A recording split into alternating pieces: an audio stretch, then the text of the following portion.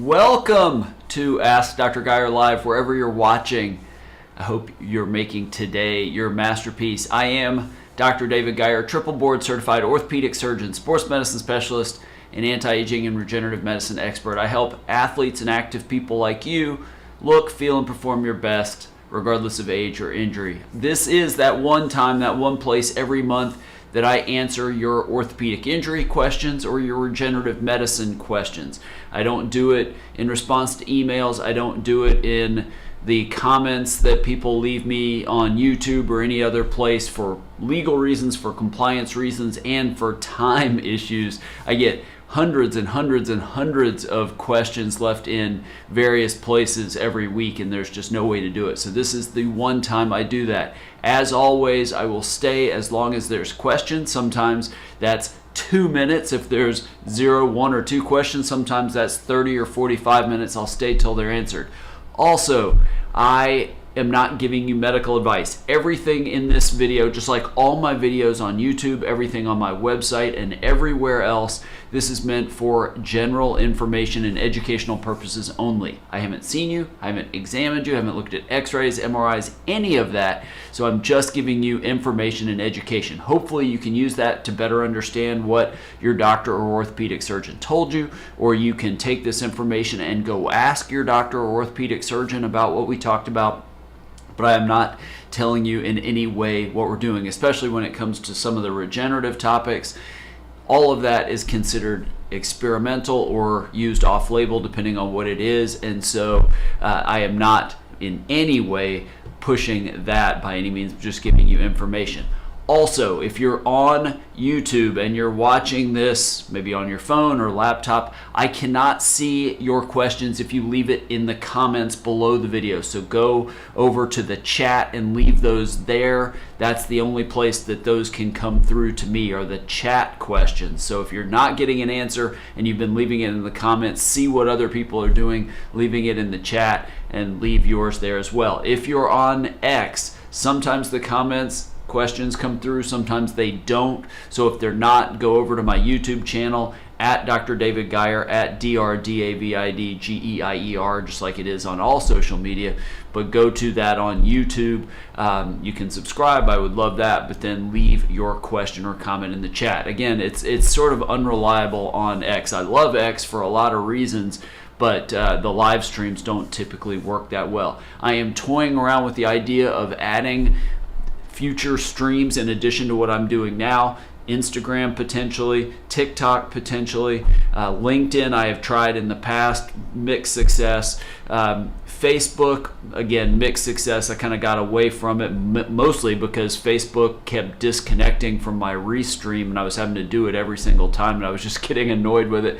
May go back to Facebook as well, and may look at streams like Rumble and Locals. That'll be something that in 2025 I may look at. Also, we are, before I start asking any questions or answering any questions, and definitely, again, leave those in the chat, I am taking some feedback that I've gotten over the last 3-4 months about potentially adding or switching the day of the week and the time of day that I do these to allow people that can't do them on Fridays or can't do them at lunchtime to do them.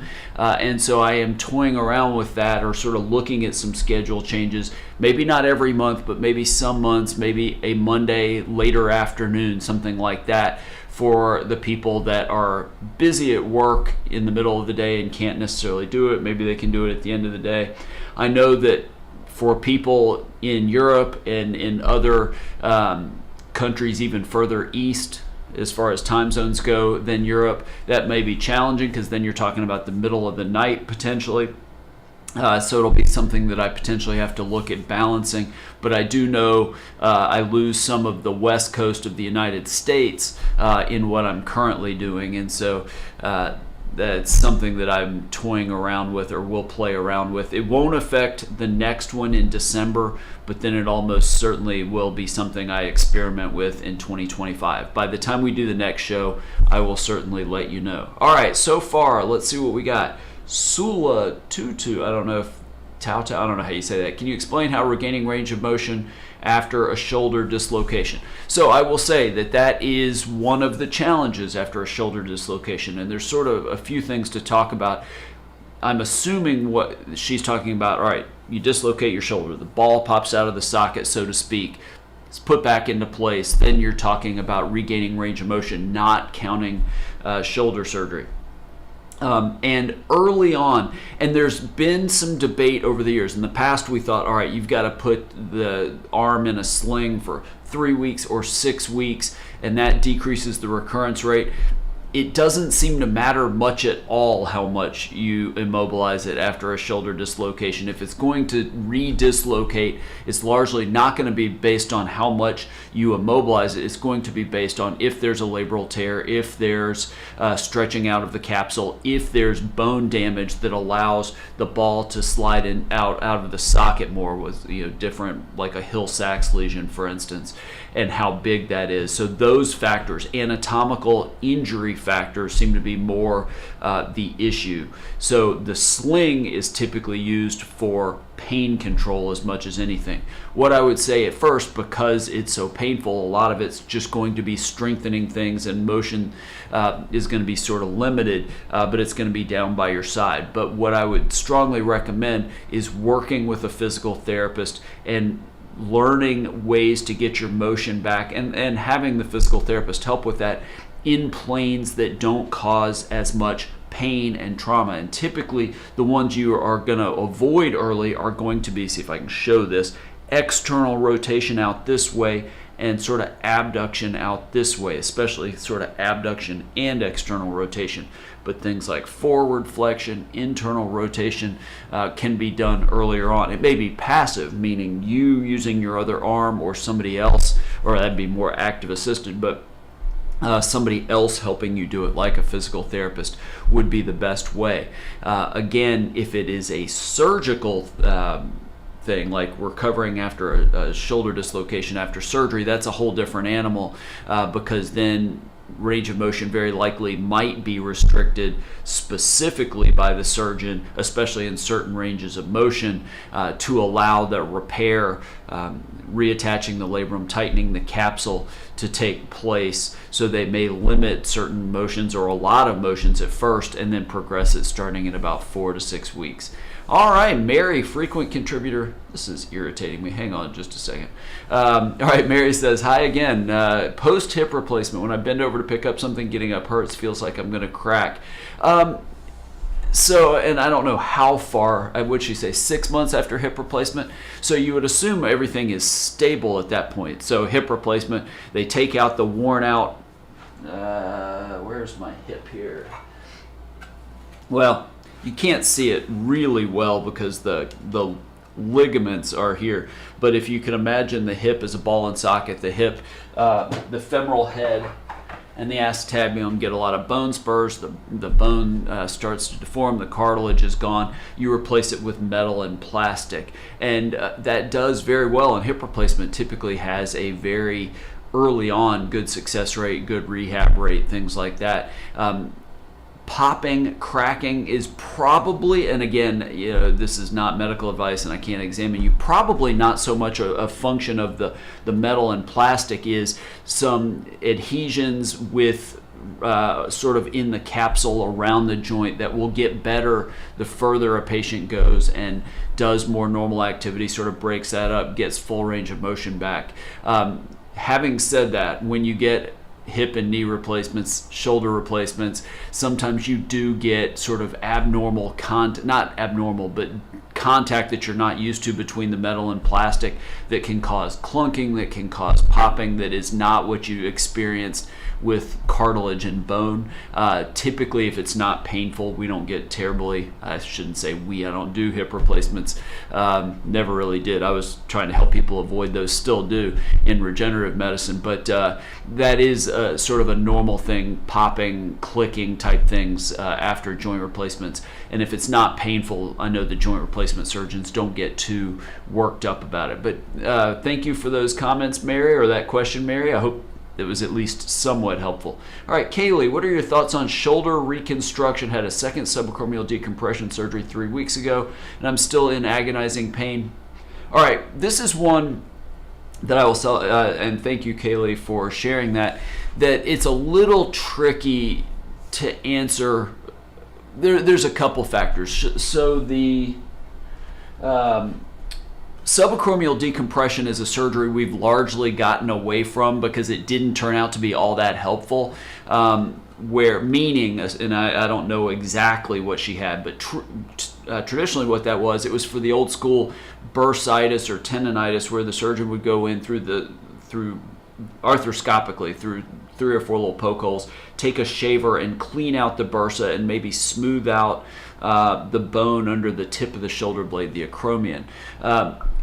Assuming there was no rotator cuff tear. That surgery, most of the time you don't need it. You can get people better with aggressive physical therapy most of the time. Now, sometimes it needs regenerative things like PRP or something like that, but most of the time that doesn't end up needing surgery because the bursa is, or that bone spur is typically not the cause of pain. And this is probably more than you all want to know, but in what's called rotator cuff impingement, the reason we know that doesn't work is that if you look at the tendinosis of one of the rotator cuff tendons, which you can kind of see there, it's on the glenohumeral side, it's down here, not in the subacromial space. So if that bursa and bone spur had anything to do with the pain, that's not where the tendinosis would have developed. And so we've gotten away from that a fair amount. Now, again, I don't know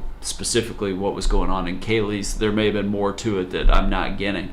Having said that, I think the question would be, how do you feel about reconstruction surgery? It would just depend on what you're trying to treat, what damage is found. If it's a rotator cuff tear, very frequently that often needs surgery. Even if it's a partial tear, if it's a high-grade partial tear in an active person, fairly often that ends up needing surgery.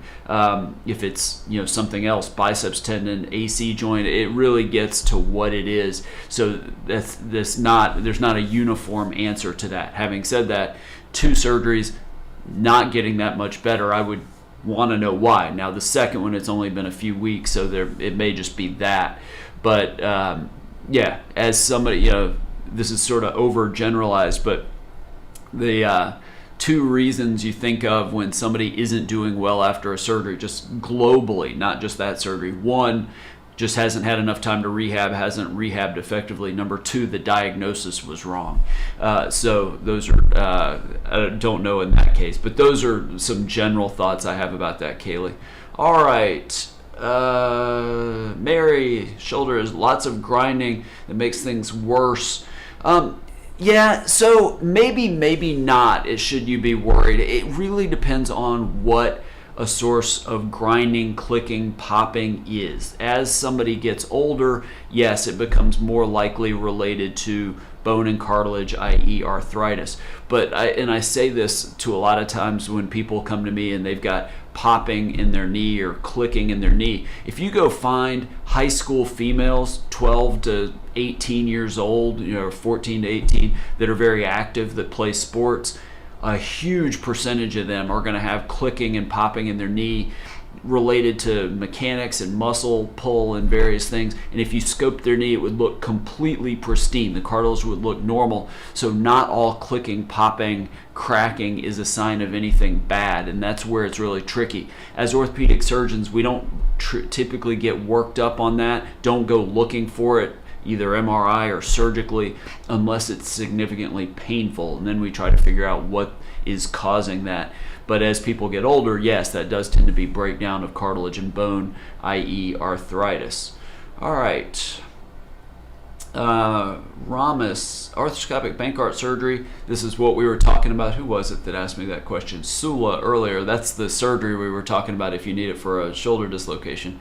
10 months of rehab, dislocated again. Do you recommend open surgery?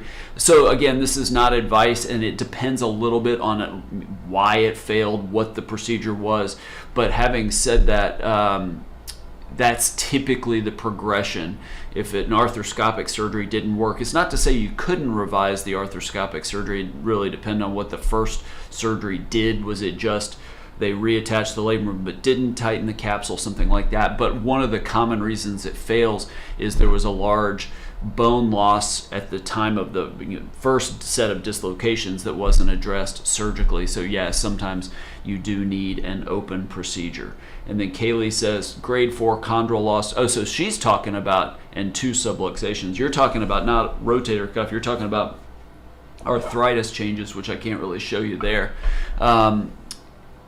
It really gets to grade 4 means there's exposed bone. That's where I get into, at least in my practice, more of some of the regenerative treatment options before somebody considers a shoulder replacement. But some people, that's not their thing. They don't want to go that route. So you're talking about a shoulder replacement. Those surgeries have good success rates generally for pain control. They are not very good at restoring function, the people's ability to use it, strength, motion, that kind of thing. So those are sort of the checks and balances. And so my patients tend to be fairly active. They don't want to really be limited with what they can do with their arms, exercise and sports wise. So they do try regenerative treatment options. But again, that everybody's a little bit different about that. Gabrielle, what are possible things cause young people's knees to buckle multiple times every day? So that is a really good question, and that sort of gets to 2 big types of instability or giving way, one of which is structural. You tear mainly a cruciate ligament, the ACL would be the main one. You typically know that. That's not mild, that's not wear and tear, that is a big traumatic event, and you know something bad's happened. Far more often it's related to what's called subjective instability, that's a feeling that your knee's giving away, but it's not structurally unstable and it's due to muscle weakness. We've all experienced it, albeit we don't know it. You go hiking for 8 hours and you haven't done that in a long time and your quads feel weak and it feels like your knee gives way. That's what subjective instability is, and it is related to the muscles of the thigh and more around the hips, hip flexors, hip abductors, external rotators. And so if somebody's having that, by far, most sports medicine orthopedic surgeons are going to say, hey, you need to do some work with a physical therapist, identify which muscles are out of balance and are not firing appropriately or weak, and they can help you work on exercises with that physical therapist or doing on your own to overcome that. And Kaylee says she's had a bunch of different surgeries. I know that's hard. I don't have much options when you're talking about significant arthritis, short of either regenerative treatment options that I'm a big fan of, but again, experimental, like I was saying at the beginning, and doesn't necessarily restore cartilage. It's just the only thing that at least offers you the potential for doing that, or yes, replacing it with metal and plastic. All right, that is where we're going to stop today. Those are the questions I have. Those were great. I really, really appreciate it. I hope everybody here in the United States has an amazing Thanksgiving week and Thanksgiving Day next Thursday. If you're not in the United States, I hope you have an amazing week. I will be back right before Christmas next month, and I look forward to that. I hope you have an amazing weekend, and I will see you all real soon. Take care.